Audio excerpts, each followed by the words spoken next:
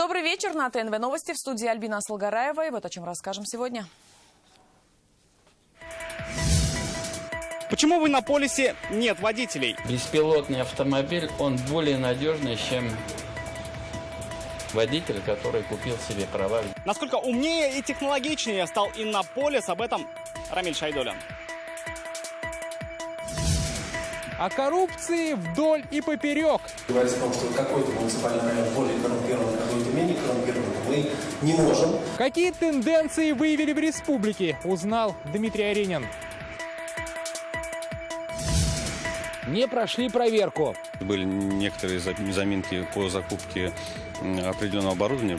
Какие школы Татарстана оказались не готовы к учебному году, узнал Сергей Хайдаров. Сохраняя традиции народа.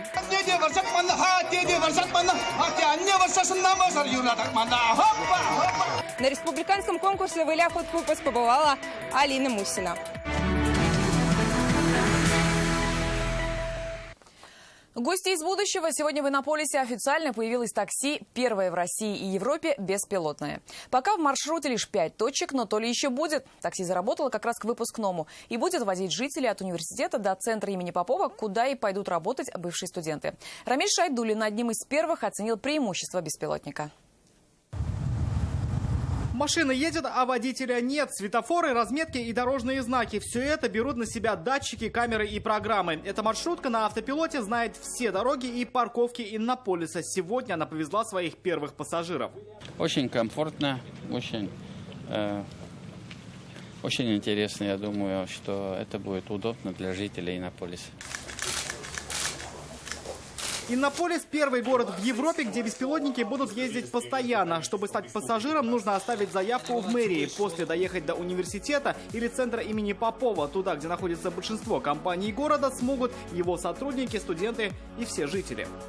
Конечно же, мы очень надеемся, не только Иннополис, но и жители нашей столицы смогут пользоваться возможностями беспилотных автомобилей. Пассажиру можно даже не сомневаться в компетенции водителя. По сути, эта машина запрограммирована на идеальное вождение. Для этого в ее программном обеспечении есть функции постоянного обучения. Пока машина обучена доставлять в 5 точек Иннополиса, в будущем сможет и до 10. Университет Иннополис и город Иннополис, он прежде всего про людей, про вас и для вас. Вчера студенты, сегодня айтишники. Наукоград празднует выпускной университета Иннополис. В этом году его закончили 149 будущих разработчиков, роботоконструкторов, программных инженеров. Учеба полностью на английском языке. Профессора к нам приезжают из разных стран: Канада, Америка, Италия. И это очень хороший опыт общения с ними. Они нас многому научили, чему я очень рада. А теперь мы готовы применить наши знания и навыки уже на работе. Свои IT-знания выпускница намерена пустить на развитие умных ферм. Пока это наметки для стартапа. Такую возможность предоставляет вуз. Студенты могут выбрать, начинать в Иннополисе свое дело или работать в компаниях. 49 выпускников остаются в городе как бакалавры и 100 после магистратуры. Рамиль Шайдулин, Марат Саидгараев, ТНВ, Иннополис. Представление татарстанцев о среднем размере взятки в 4 раза меньше реальных цифр. Думают 39 тысяч, а по статистике МВД 161. Сегодня социологи и борцы с коррупцией представили результаты опроса. В Татарстане каждый 12-й о взятках знает, и половина из них готовы решить вопрос за незаконное вознаграждение. Какие профессии и районы считают самыми коррумпированными? И что за управу предлагают найти на нечестных на руку? Дмитрий Аринин. По данным соцопросов, среди всех проблем, которые волнуют татарстанцев, коррупция занимает 13-е место. Самыми коррумпированными же жители республики считают медиков, преподавателей вузов и сотрудников ГИБДД. Как рассказали на сегодня, ситуация изменилась не сильно. По версии татарстанцев, в топе самых коррумпированных все те же профессии. Вот только на сотрудников ГИБДД стали указывать реже, а на преподавателей вузов и медиков чаще.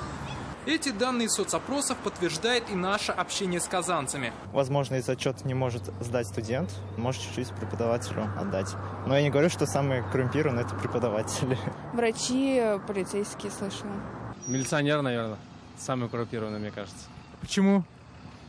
Ну, они требуют, наверное, иногда деньги за какие-то там, за глаживание, что ли. Как объясняют социологи, на такие общие представления во многом повлияли частные резонансные случаи. Доля респондентов, которые указали на коррумпированность врачей и преподавателей вузов, немножко поднялась, потому что, опять-таки, в средствах массовой информации вот эти скандалы с Министерством здравоохранения, с коррупционными ситуациями в вузах, оно вот как раз-таки ответную реакцию в обществе дало, когда люди начали больше указывать: ага, вот я там слышала, вот так-то было. Как оказалось, далеки от реальных представлений татарстанцев о среднем размере взятки. Люди думают, что в основном дают по 39 тысяч рублей. В МВД же другая статистика, сумма в 4 раза больше. В каких районах чаще всего промышляют коррупционеры, специалисты сказать не берутся. Но из соцопросов следует, что в 10 муниципалитетах Татарстана давление коррупции ощущает каждый четвертый. Говорить о том, что вот какой-то муниципальный район более коррумпированный, какой-то менее коррумпированный, мы не можем. По той простой причине, то, что, во-первых, мы можем сказать о том, что да, в каком-то, может, муниципальном районе лучше работают правоохранительные органы. Соответственно, они там выявляют большее количество коррупционных правонарушений, преступлений. В этом году в Татарстане выявили 93 случая взятки, 24 в крупном размере. Более 100 коррупционных дел отправились в суд, и более сотни человек были наказаны. В борьбе на опережение называют несколько методов. Главное – прозрачные госзакупки и удаленный документооборот. Нет контактов с чиновниками, нет коррупции. Мы снижаем сами риски возникновения коррупции. Потому что заявитель, теперь обращаясь в многофункциональный центр, отсутствует необходимость сообщения с самими непосредственными чиновниками, те, кто оказывает какие-то государственные услуги. По мнению жителей республики, чтобы дела в борьбе с коррупционерами шли еще лучше, главное, что нужно сделать, это ужесточить наказания и жестко контролировать бюджетные расходы. Дмитрий Айрин, Рамзиль Гарипов, ТНВ, Казань. Прокурор республики поручил проверить факты отказов в переводе в 10 класс. Такое указание Елдус Нафиков дал после высказывания министра образования и науки республики. Напомним, Рафиз Бурганов отметил, что в адрес ведомства поступает большое количество жалоб от родителей казанских школьников, которым не дают продолжить обучение в 10 классе. В этом году прокуратура получила 7 обращений от родителей. Все они были решены в пользу школьников. Сейчас отправлен запрос в Министерство образования. В прокуратуре республики запрошена соответствующая информация в Министерстве образования. Ранее в органы прокуратуры поступило 7 подобных обращений. Отказ образовательной организации мотивировали низкой успеваемостью учащихся, а также наличием у них соответствующего рейтинга. Когда на подготовку не хватило и 3 месяцев, а осталось всего 3 дня. В Татарстане к началу нового учебного года не готовы 24 школы. В субботу их было 74. Подрядчики и руководители ведомств попали тогда под жесткую критику президента. В чем причина отставаний и в каких районах республики дети рискуют остаться без 1 сентября, узнал Сергей Хайдаров. Пока ученики школы в селе Елхово готовят к 1 сентября тетради и форму, рабочие готовят их школу. И не успевают. К ремонту приступили 25 июня. За 2 месяца успели только утеплить фасад, отремонтировать столовую и постелить линолеум. В срок сдать объект не успели. Вряд ли теперь хватит и оставшихся 3 дней. Появилось очень много непредвиденных работ, дополнительных работ, которые, скажем, не планировалось произвести. Поэтому сроки у нас немножко, скажем, отодвинулись. Все стены красили, линолеум поменяли, столовые полностью капитальный ремонт произвели. Работа очень-очень объемная. Вот здесь отсутствовало стеклышко, устранили.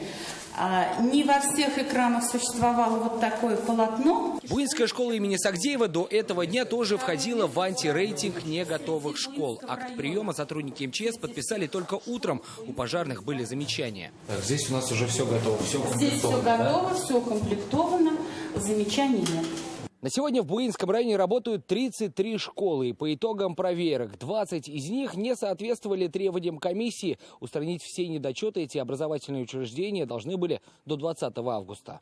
Причины у всех разные, но, как нас заверили в администрации района, теперь все в порядке и можно начинать учебу хоть завтра.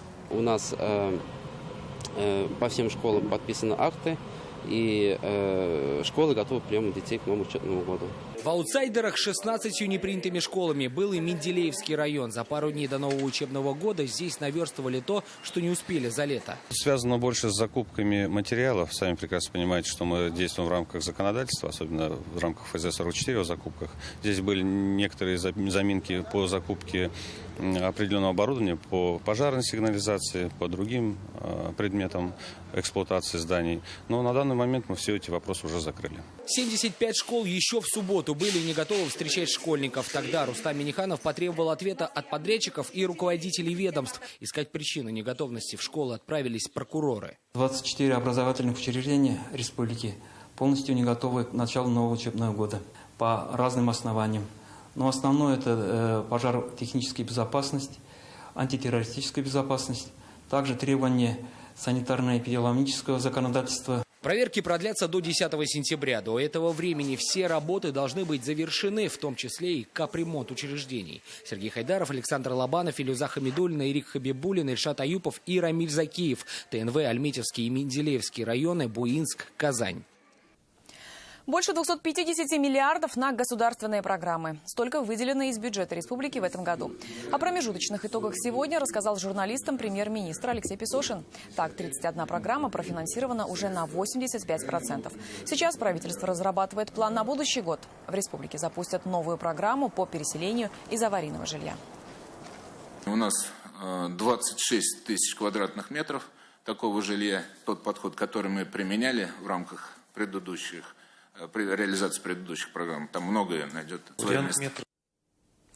Учиться, учиться и еще раз учиться. На Казаньоргсинтез сотрудники постоянно повышают свою квалификацию и проходят переподготовку. Это касается и новичков, и опытных сотрудников. Какие новые знания получили на этот раз? Об этом репортаж.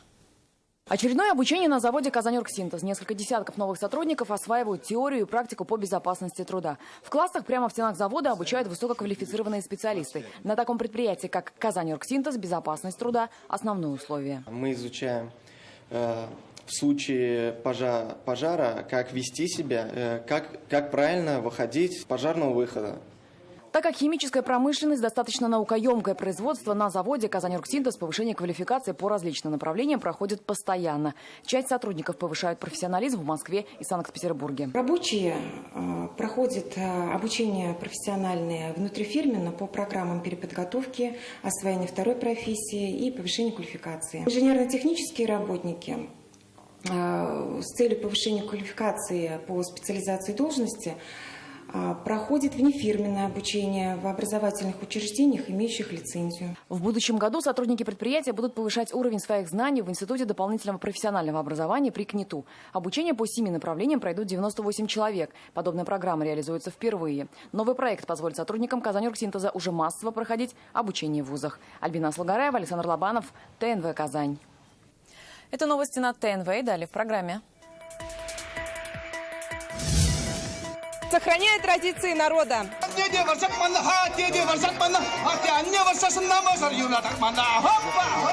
На республиканском конкурсе «Выля Хуткупас» побывала Алина Мусина. Казанцы в голосе.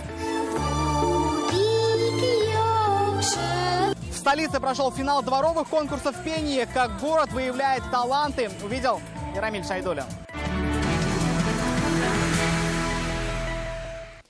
Руководители татарстанского отделения КПРФ сегодня встретились с журналистами, рассказали о своих планах, текущей работе и отвечали на вопросы. Речь шла о пенсионной реформе, о подготовке к партконференции и о том, что на дополнительных сентябрьских выборах КПРФ намеревается выдвинуть своих кандидатов в Казгордуму и городской совет Челнов. В рамках работы фракции КПРФ в Госсовете ее члены планируют выехать в ряд районов республики для встречи с избирателями. «Выля Хуткупас», говорят они, и отправляются на Майдан. «Играй гармонь» зазвучала по-чувашски в Новошишминском районе. Здесь прошел традиционный фольклорный фестиваль. 10 коллективов со всей республики исполняли народные песни и делились богатством своей национальной культуры. Алина Мусина примерила сегодня костюм чувашской невесты. «Играй гармонь» именно так переводится с чувашского названия народного конкурса. Ансамбль «Салам» здесь уже не новичок, приезжает второй год подряд. Традиции должны передаваться из поколения в поколение. Только так можно сохранить самобытность, уверены участники. Если человек с малых лет слышит материнский голос, материнские слова на родном языке, это же никогда не забывается. Творчество объединяет здесь сегодня не только чуваши. Народный коллектив «Суреке» представляет Кряшин Татарстана. Свои традиции, своя этнокультура, свой тот груз, тот колорит, который предки передали. И поэтому мы стараемся тоже нашим маленьким детям самобытность, культуру, все передать. Если слух радует гармонь, то глаз, красота национальных костюмов. Здесь каждый узор несет в себе скрытый смысл. Главной особенностью чувашской девушки был головной убор. У незамужних он назывался тупья, он был с острым наконечником, а у замужних хушпу. Наконечник был отрезанным. Украшались они монетами. Это говорило о приданом девушке. Чем больше монет, тем богаче. Одежду украшали серебряными и золотыми монетами. Все согласно рангу.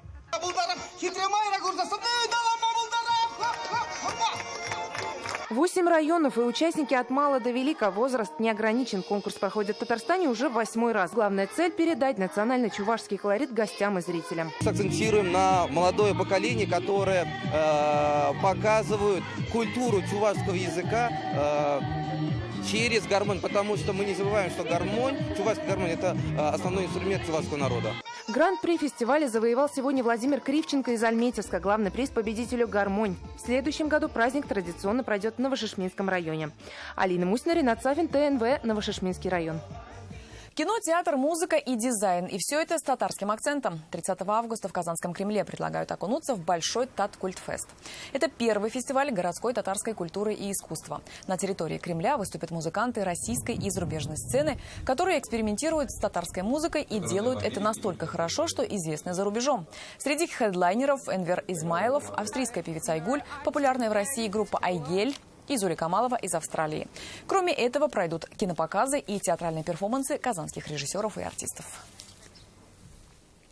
Королева, солдаты и охотники, и это все про муравьев. В Нижнекамске насекомые всегда находились под защитой лесников, а в этом году стали еще и экскурсионным объектом. Теперь посмотреть на большой муравейник в эколого-биологический центр приходят школьники и студенты. В каждой такой кучке обитают более полумиллиона жителей со своей иерархией и обязанностями. И этот чудо-мегаполис приносит лесу большую пользу. Они собирают вредителей за день до килограмма добычи. Большие гонки на больших машинах. Лучшего водителя грузовика выбирали в Челнах. Здесь прошел профессиональный конкурс водителей магистральных автопоездов.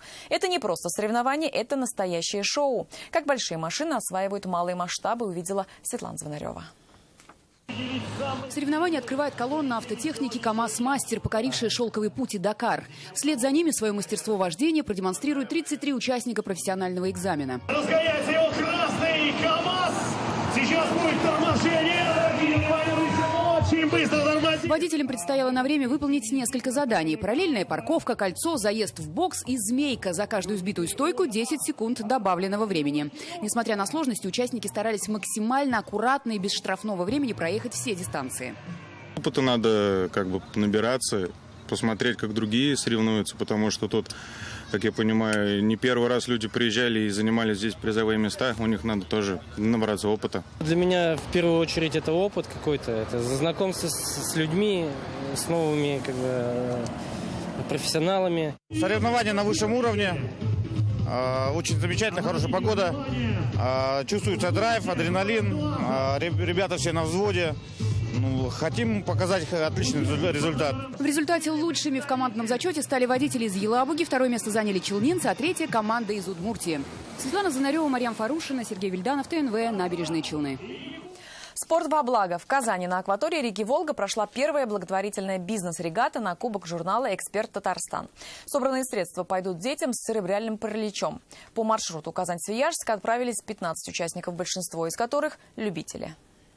3, 2, 1. Солнце, теплый ветер. Лучшие условия для парусных соревнований и не придумаешь. 3 яхты, 15 человек, большинство – обычные любители водного спорта. А некоторые не умеют даже плавать, но это не помешало испытать себя на серьезном турнире. Уже ждем старта, испытать что-то новое. Думаю, что ветер будет попутный, будем побеждать. Первое такое вообще мое плавание. Я ожидаю прямо самых таких высоких впечатлений. Самое главное, чтобы мы вернулись и доплыли. Бизнес-регата – это не только спортивные мероприятия, а больше благотворительные события. Все собранные деньги с турнира будут направлены в реабилитационный центр «Добрые руки». Задача – это популяризация парусного спорта, спортивного образа жизни, здорового образа жизни, экотуризма. Время состязаний между участниками составляет 3 часа. Яхта, которая оказалась ближе всех к Свияжску, в этом временном отрезке стала чемпионом регаты. Однако главными победителями станут дети центра «Добрые руки», которым окажут такую нужную помощь. Алмаз Гафиатов, Юлия Муратова, Ильшат Мухаметов, ТНВ, Казань. Новые песни о главном. В эти минуты в Казани идет финал проекта «Голос нашей команды. Голос нашего двора». Главная особенность – здесь поют простые казанцы, и принять участие может каждый. Главное – петь от чистого сердца. Какой он истинный голос Казани, услышал Рамиль Шайдуллин. На этот концерт не продано ни одного билета, но артистам подпевают сотни слушателей. Минуты, и сами слушатели выйдут на сцену, а их поддержат другие. На сцене жители Авиастроительного и Новосавиновского районов, а концерт бесплатный. Финал вокального конкурса среди жителей Казани.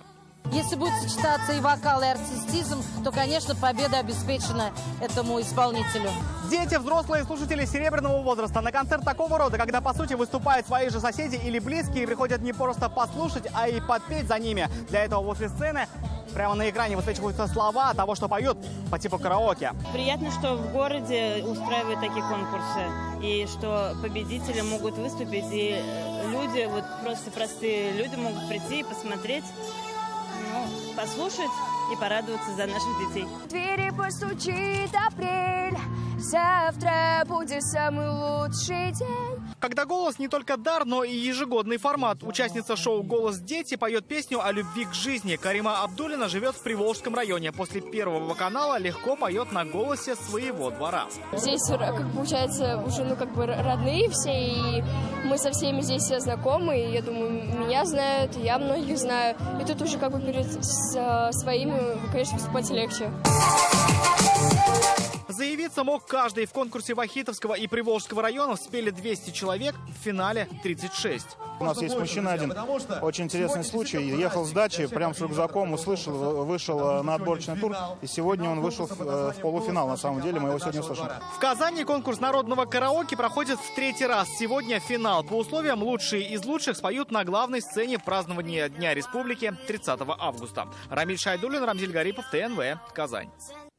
Такой была картина этого дня. Через несколько минут корреспонденты программы «Вызов-112» расскажут, что стало причиной аварии, где погибли 4 человека и за что получил взятку экс-сотрудник МВД. Впереди еще вас ждет спорт и прогноз погоды. Я же не прощаюсь. Увидимся в 21:30.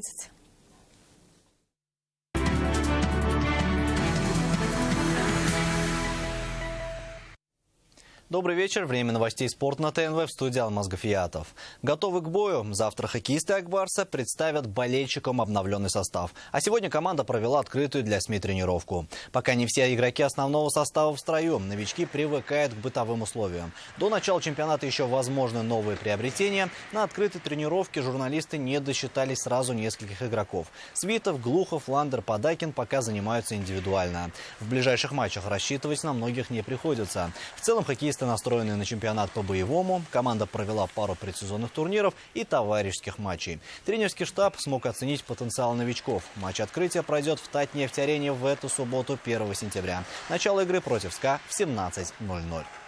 В принципе, как обычно, мы выполнили свою программу. И вопросов никаких нет по подготовке. Ребята трудились хорошо. И то, что мы запланировали, мы выполнили. Поэтому так вот вкратце. Сразу 4 игрока «Рубина» вызваны в национальную сборную. Тренерский штаб во главе со Станиславом Черчесовым определился со списком игроков, которые будут вызваны для подготовки к матчу Лиги наций УЕФА. Всего в списке значится 25 футболистов. В их числе 4 игрока «Рубина». Защитник Федор Кудряшов, полузащитники Руслан Камболов и Павел Могилевец, а также нападающий Дмитрий Полос. У нашей команды запланированы матчи с Турцией 7 сентября и контрольный поединок с Чехией 10 числа. Подготовку к матчу подопечные Черчесова начнут 3 сентября в Новогорске. А сильнейшие пловцы мира примут участие в первом этапе Кубка мира финнов в Казани. Соревнование пройдет с 7 по 9 сентября во Дворце водных видов спорта. Турнир соберет около 250 спортсменов из 23 стран. Мероприятие состоит из 7 этапов. Первый пройдет в столице Татарстана. Далее соревнования примет столица Катара Доха, нидерландский Эйндховен, Будапешт, Пекин, Токио и Сингапур. В Казани выступят такие звезды, как Хоссу, Чадли Кло, Митчел Ларкин, а Россию будут представлять Юлия Ефимова, Владимир Морозов, Антон Чубков и Кирилл Пригода. И это все новости спорта к данной минуте. Будьте здоровы и занимайтесь спортом. До свидания.